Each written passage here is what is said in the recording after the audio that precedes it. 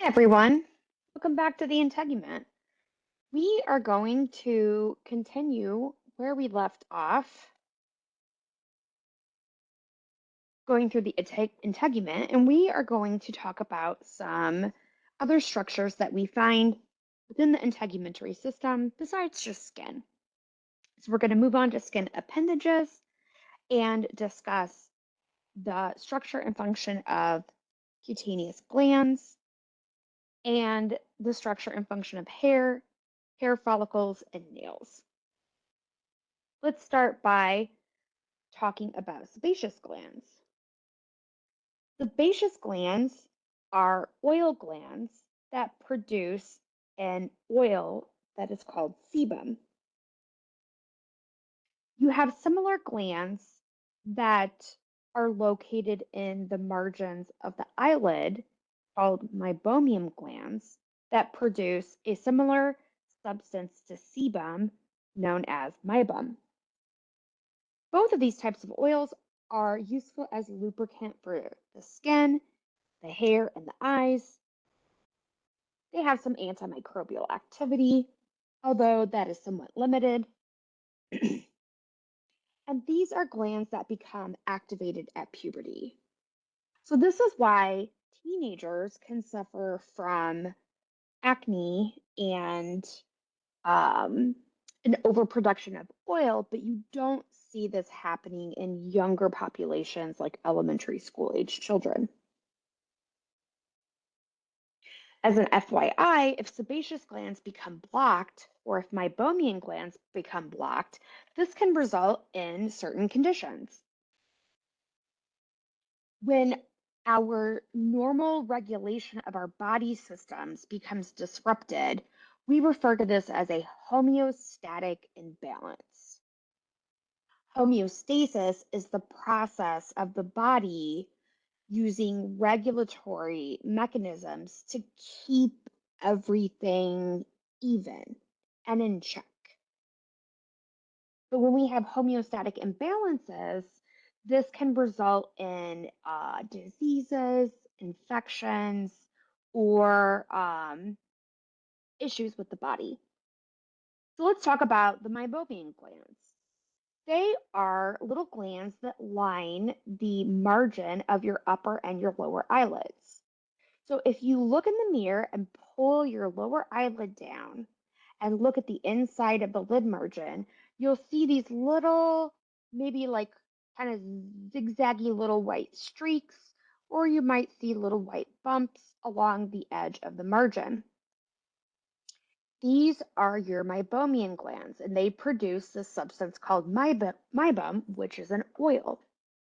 When you blink and close your eyes and the eyelid margins meet and push together, it gently stimulates these glands to release small amounts of this oil. When you're blinking, this oil will be released and your eyelids will kind of sweep that oil across the surface of your eye. When you have this oily coating over the surface of your eye, it prevents your tears from evaporating as quickly.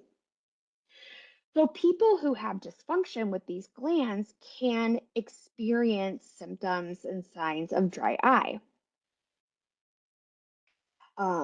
Just as like FYI, your tears are not just composed of this lipid portion from the meibum and the aqueous portion from your tears, but you also have a mucus component that comes from mucus producing goblet cells. If a meibomian gland is to become clogged, it can result in what we refer to as an eye sty. This is a very minor sty right here, and this is a much more severe sty on the left. Minor styes that are not infected and are not very bothersome can be treated at home by using warm compresses. More severe styes like this one, which has a lot of redness and swelling, it's probably infected, and this person would need a course of oral antibiotics. Further, you can get blockages of sebaceous glands. These are those oil producing glands that make sebum. When you have an overproduction of sebum on the scalp, it can result in accumulation of dead skin and oil, which can collect as these flaky, yellowish plaques on the scalp. This is quite common in newborn infants because their bodies are used to being inside the womb where they're surrounded by amniotic fluid and everything is very wet and controlled. But when they're delivered and their skin dries out, their sebaceous glands can kind of go into hyperdrive and start overproducing oil in an attempt to protect the skin. This can result in an accumulation of sebum on the scalp of newborns, which we refer to as cradle cap. This will eventually just go away over time as their body learns how to regulate their oil production. Further, when sebaceous glands become blocked, this can result in whiteheads, blackheads, and acne like pimples. It also result in sebaceous cysts. Here's an example of a sebaceous cyst on the back of a person's neck. And this occurs when a gland becomes blocked and it fills up with that sebum. Although sebum can have a mild antimicrobial effect when it's on the surface of your skin, when it accumulates and becomes blocked inside a sebaceous gland, that accumulated sebum can be consumed by bacteria, and this can result in an infection. Let's move on and talk about sweat glands. Sweat glands come in two forms. They come as eccrine glands. Your textbook refers to these as merocrine glands. Merocrine or eccrine glands produce a very simple, clear kind of sweat that's mostly just salt water and maybe a few uh, waste products like urea. This is in contrast to the sweat that is produced by apocrine glands. Like sebaceous glands, apocrine glands also share a duct with hair follicles. So the same duct that the hair emerges from is the same duct that oil can emerge from, and also apocrine sweat. This type of sweat gland also begins to function at puberty, and it produces a sweat with a different composition than that which you see from the merocrine or eccrine glands. This sweat has more fatty acids and proteins in it, and that causes the sweat to have kind of a milky or yellowish color. It's also the type of sweat that can stain t-shirts and cause pit stains or ring around the collar.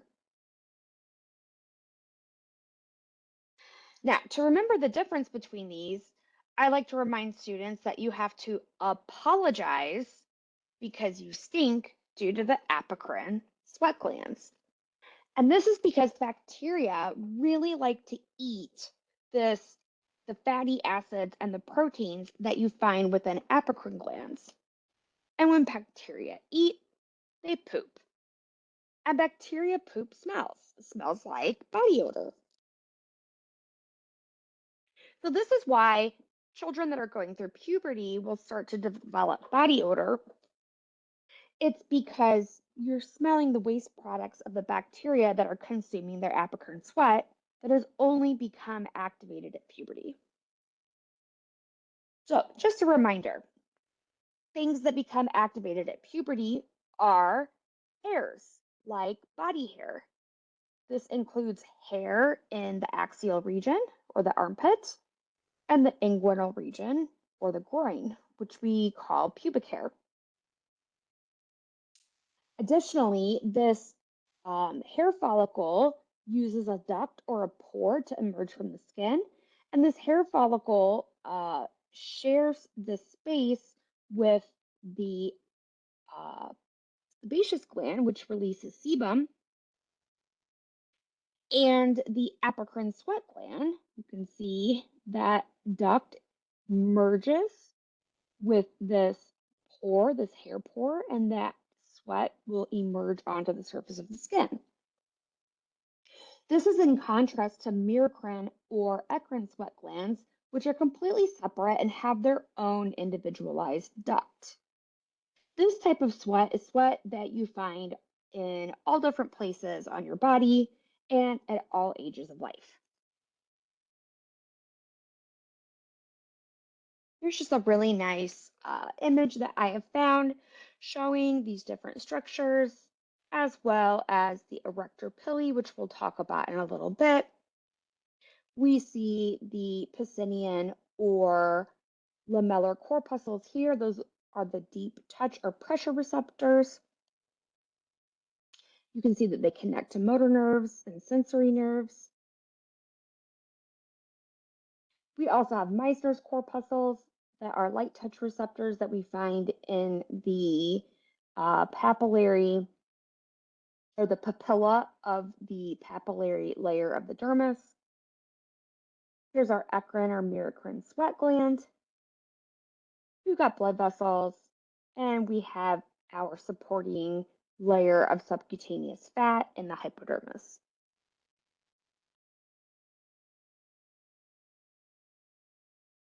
Now, you've got more glands in the skin than just your sebaceous, your eccrine, and your apocrine sweat glands.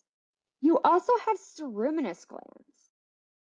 Ceruminous glands are a type of modified sweat gland, and what they produce is a ceruminous substance that we call wax.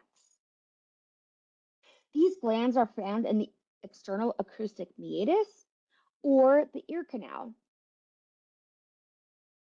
Also, mammary glands that produce milk are also a form of a modified sweat gland. So, in a very strange and unique way, breast milk is kind of like a form of modified sweat. I always thought that was kind of unique and interesting. Sweat is mostly composed of water and some salts and substances like vitamin C. And sweat is also a way to eliminate waste. So substances like urea and ammonia can be secreted in sweat. The apocrine sweat, the sweat that makes you stinky that you have to apologize for, also contains fatty acids and proteins. And the function of sweat is to help dissipate excess heat during the process of evaporation. Other functions are to eliminate waste. And because your sweat is acidic, it can have some limited inhibition of bacterial growth, although an overgrowth of a bacteria that surpasses this limited inhibition can result in body odor. Now we're going to move on to the appendages of the skin. First, we'll talk about hair. Excuse me. First, we'll talk about nails, and then we'll talk about hair. Nails are scale-like modifications of the epidermis. Like the skin, they accumulate a lot of this protein keratin. Also, like the skin, the stratum basale is the part of the nail where cell division or mitosis is taking place. This is the part of the nail that is growing. And unlike your skin and your hair, your nails lack melanocytes. So your nails don't produce melanin, which makes them colorless. Any color that you might have to your nails is probably due to your environment and staining of the nail. This could be from smoking, it could be from painting your nails, it could be from dyes or colors. Maybe you're an artist and you sculpt and you use colors. Could be from a lot of things. But the natural nail is colorless. So let's familiarize ourselves with some structures of the nail. The part that grows past the margin of the fingertip is called the free edge. And then the part that is attached to your flesh and makes up the majority of the nail is called the nail plate. At the base of the nail near the skin fold, which is called the cuticle, we find the nail bed. The nail bed is where cell division is taking place in the stratum basale. This has a lighter color to it, which usually appears white, but in some people, depending on their circulatory status, may appear as shades of blue. It has a little curved aspect to it, and it kind of looks like the moon when it's in the new moon shape. So this has been named the lunula, and the root lun refers to moon. So if you are talking about the lunar calendar, that's because the lunar calendar is based on the times and the movements of the moon. Past the nail bed, we have the nail matrix. And this is where we have stem cells, epidermal stem cells, that are going through mitosis and growing and dividing. And as they grow and divide, those epithelial cells are then pushed outwards towards the free edge of the nail. Here we have a little bit of a different image, and this is showing how the cuticle is actually a part of the skin that folds back on itself. And at the cuticle, beyond that is the nail bed, and this is where, again, the proliferating cells are growing and dividing in the nail matrix. These cells are really good at producing keratin, and they accumulate keratin, and as they move out towards the end of the nail, they start to die off. So by the time the nail passes the edge of the finger, all of these cells are dead, and this is why you can cut your nails with clippers and it doesn't hurt.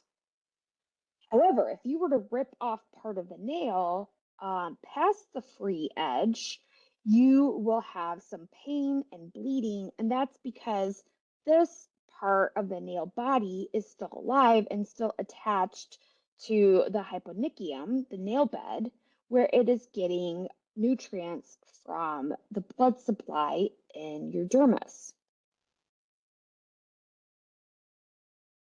Now, the composition of the hair is very, very similar to the composition of your skin.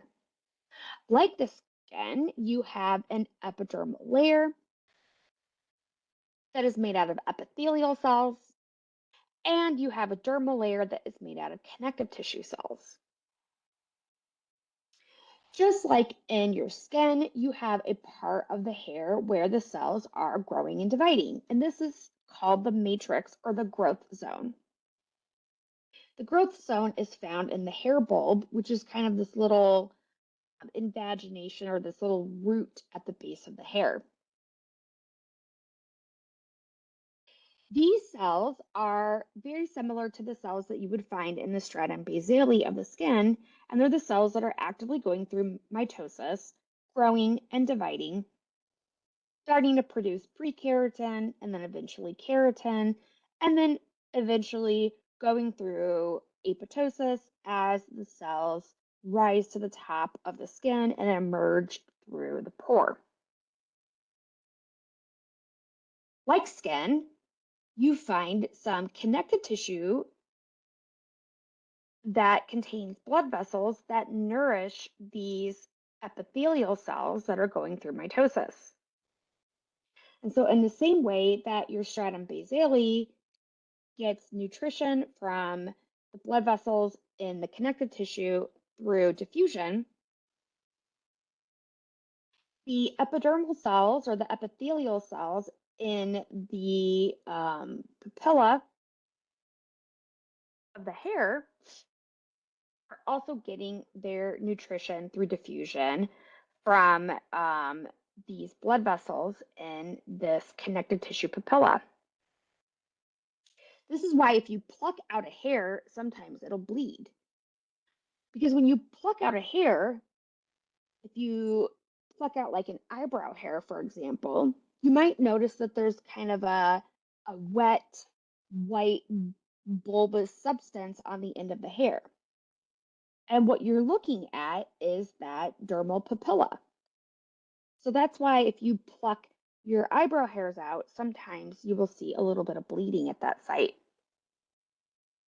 Similarly to skin, the papilla of the hair follicle is supported by subcutaneous adipose fat. Again, as these epidermal cells grow and divide, they start to accumulate keratin, and eventually they will go through apoptosis and die. So by the time the hair emerges from the skin, that those epithelial cells are dead, and this is why we can cut our hair and it doesn't hurt. Similarly to the skin, but in contrast to the nails, you have melanocytes or pigment producing cells in the epidermal layer of your hair. And depending on what type of melanin your genes are programmed to produce will determine what your hair color is. Here's another image showing the hair that's emerging from this pore. The central portion of the hair is called the medulla. Anytime you have the central portion of a tube-like structure, it's going to be referred to as the medulla. Medulla essentially means middle. When we learn about the structure of long bones, the middle portion of the long bone that contains your bone marrow is called the medullary canal, referring to the medulla of the bone. The outer layers that surround the medulla are referred to as the cortex. Here you will also find a unique little structure called the erector of hair or the erector pili, and this is a smooth muscle that is connected to the mid portion of the hair shaft. When you become cold or nervous or anxious, the smooth muscle will contract involuntarily and it will cause your hair to stand upright. Here's just another image showing you the anatomy of the hair. You've got this middle medullary layer, and then you've got a outer cortex layer, and then you've got the dead epidermal cells that make up what's called the hair cuticle. By the time the hair emerges from the skin, all of these cells are dead, and just like our stratum corneum of our skin, the hair is basically made up of bags of dead cells that are accumulated keratin. Okay, we'll skip this. We covered the erector pili already. And let's end by talking about some homeostatic imbalances of the skin. Burns are a very important part of skin to discuss. Anything, anything that causes damage to the skin is a burn. We like to think of burns as skin damage caused by heat or maybe chemicals. But there are a lot of different ways that we can damage the skin. We can damage the skin by being electrocuted. We can damage it by having a sunburn from excess UV radiation. We can even damage the skin by an excess of cold, like if you were to touch dry ice or put your hand in liquid nitrogen. So while we typically think of burns as resulting from sort of heat burn, anything that damages the skin can result in a burn.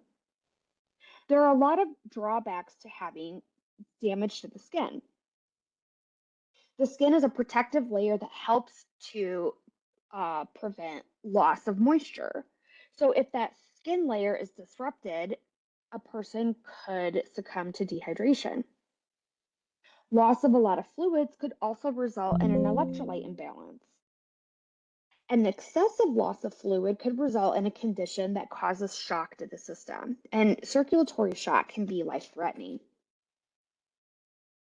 There's a really, really quick way to estimate how much skin has been damaged in a burn.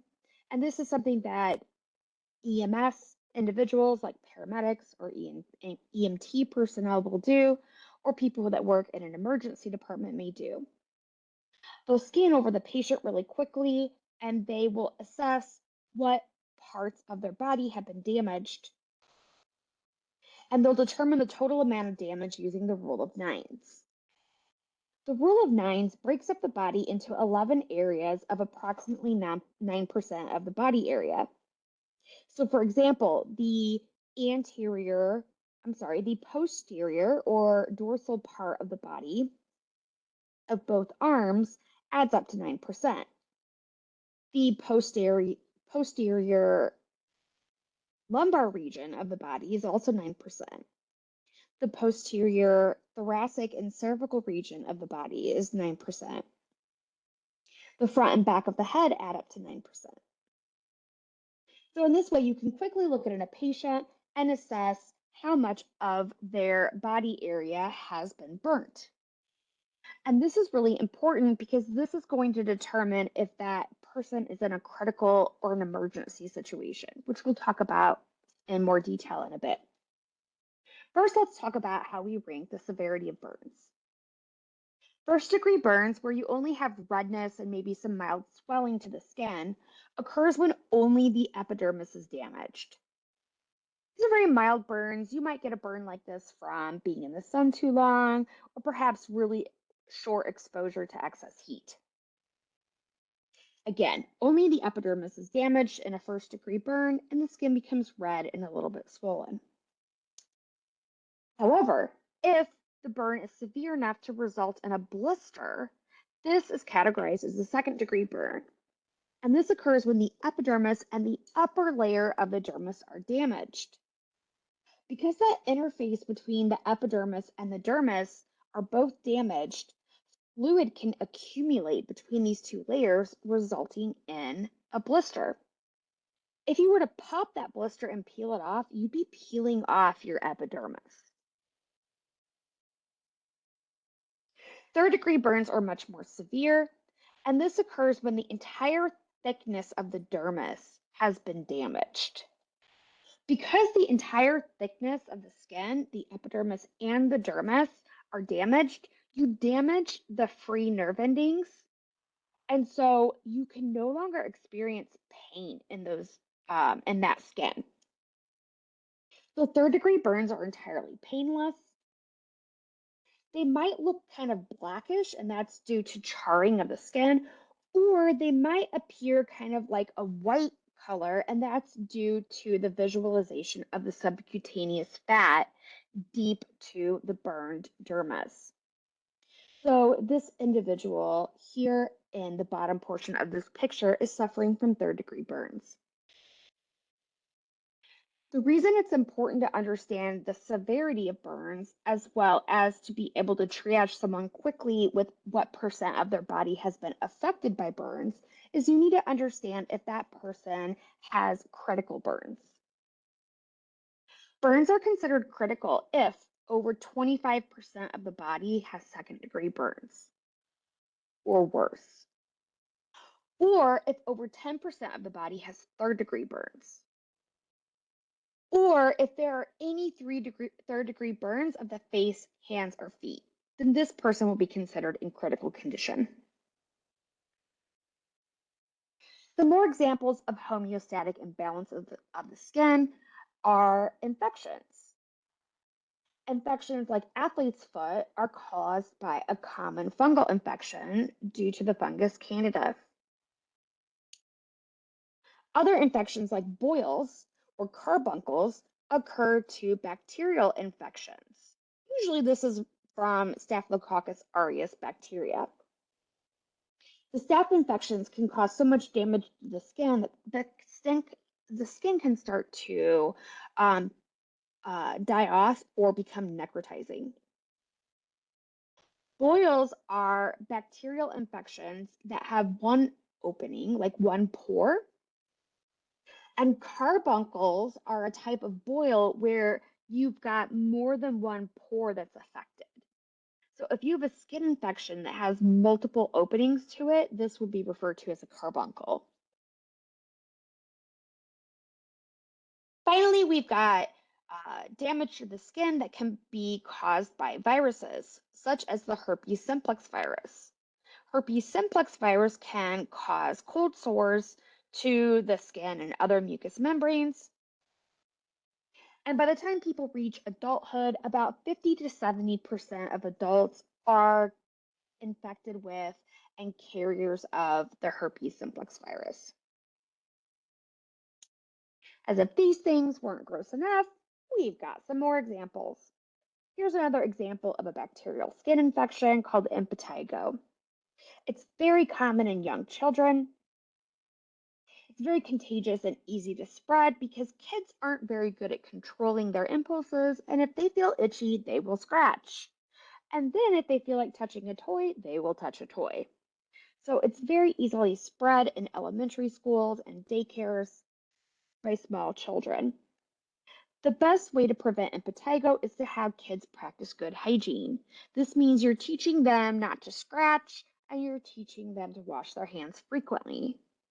It's also important that you enroll your children in schools or daycares that practice really good sanitation protocols and are cleaning the facilities regularly. Next, we have psoriasis, which is not bacterial or viral or fungal. It has an autoimmune origin. We're not exactly sure what causes it, but we do know that the immune system becomes dysregulated and it allows cells in the skin to grow too rapidly. As they grow too rapidly, the area becomes thickened and develops these plaque-like lesions. Psoriasis can be triggered by trauma, like some sort of traumatic damage to the skin, like an accident, infection, or even stress. Further homeostatic imbalances include dermatitis. Remember, when we see this ending itis, this is referring to inflammation. So, dermatitis is just a category of conditions that cause inflammation to the dermis or the deeper layer of the skin. Contact dermatitis is a really common allergic reaction that people can have to anything that touches the skin. Usually it's from adhesive allergy, like people being allergic to band-aids, or maybe a latex allergy. And it's easily treatable with a topical or an oral steroid. This is in fact a picture of your instructor's eyeball. This is me. And I had an allergic reaction to an eye mask I was wearing that had foam in it. And I was allergic to the foam, and I started to develop this redness and itchiness and a little bit of flakiness. And I was able to realize that I was having an allergic reaction, and I stopped using that particular eye mask, and the issue resolved itself without me needing any type of prescription treatment. There are other types of dermatitis that aren't due to an allergic source, but due to a bacterial source. These types of dermatitis are called perioral. This is dermatitis that occurs around the mouth. Remember, peri means around. Like a periscope on a submarine will push itself up out of the water and then look around. Oral is referring to the oral cavity. Periocular means dermatitis is around the eye. So this individual here is suffering from a bacterial infection resulting in periocular dermatitis. Unlike the allergic form of dermatitis, where steroids makes things much, much better, if you have a bacterial source or dermatitis, you do not want to treat with steroids. Steroids actually make this condition worse. What happens is the steroids will temporarily calm the inflammation and make the appearance of the dermatitis look better. But once the steroids are discontinued, the bacterial infection will become rampant again and the symptoms will very quickly reemerge. The best way to treat a bacterial type of dermatitis is treatment with antibiotics like doxycycline.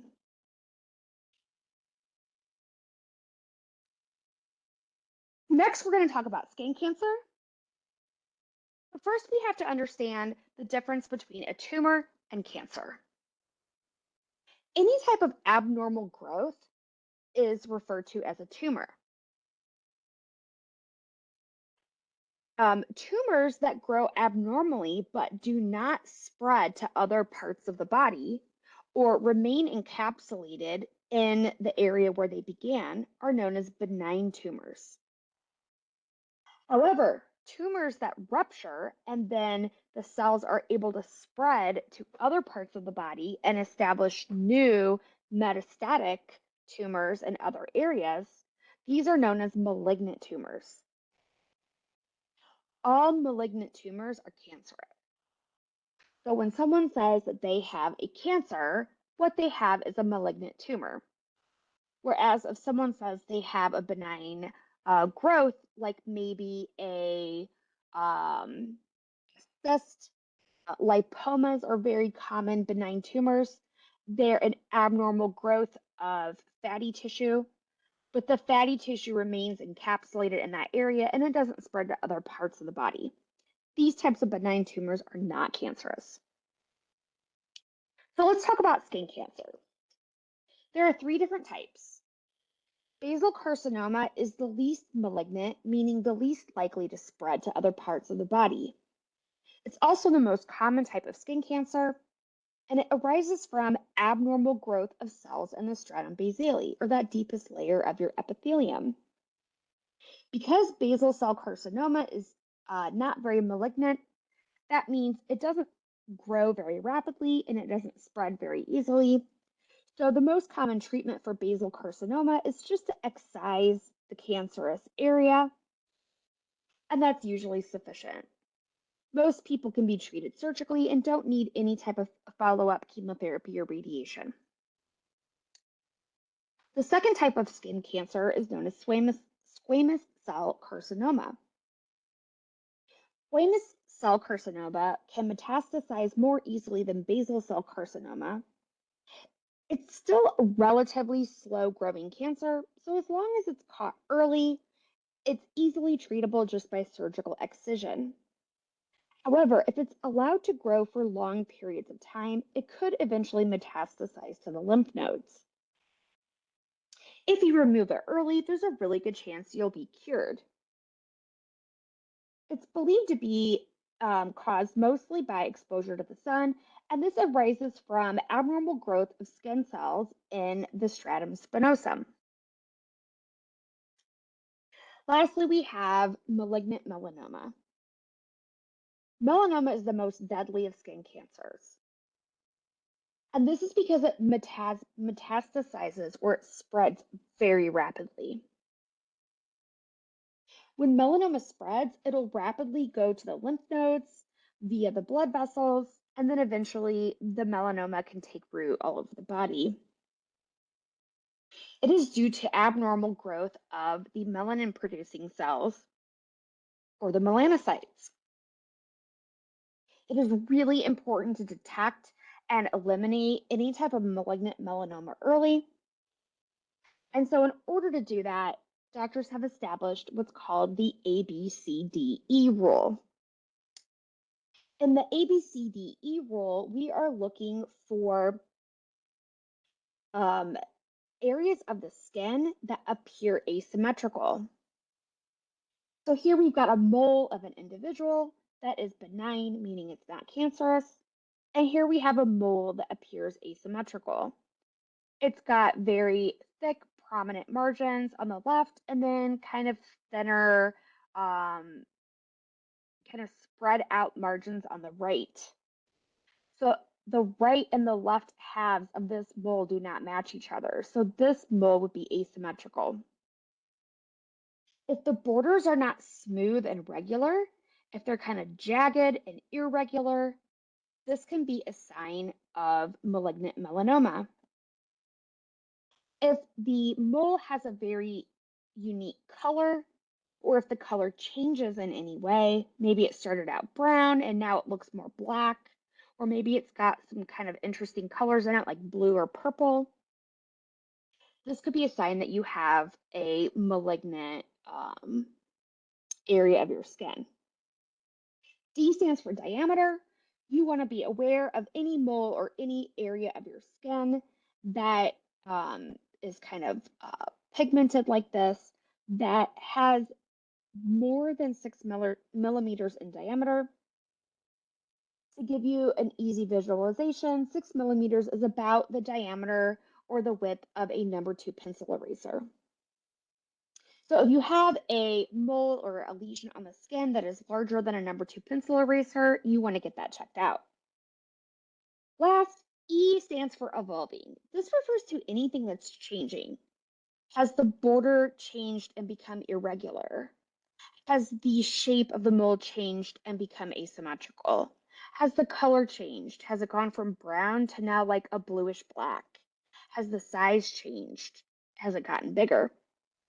Anything that's changing would be considered E, and you would definitely want to go to a doctor and have that skin lesion checked out.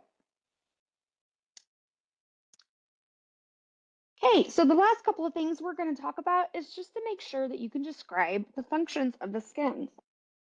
Make sure you're aware that the skin is important for protecting from mechanical damage, chemical damage, pathogens, burns from the sun, damage to excessive heat or cold.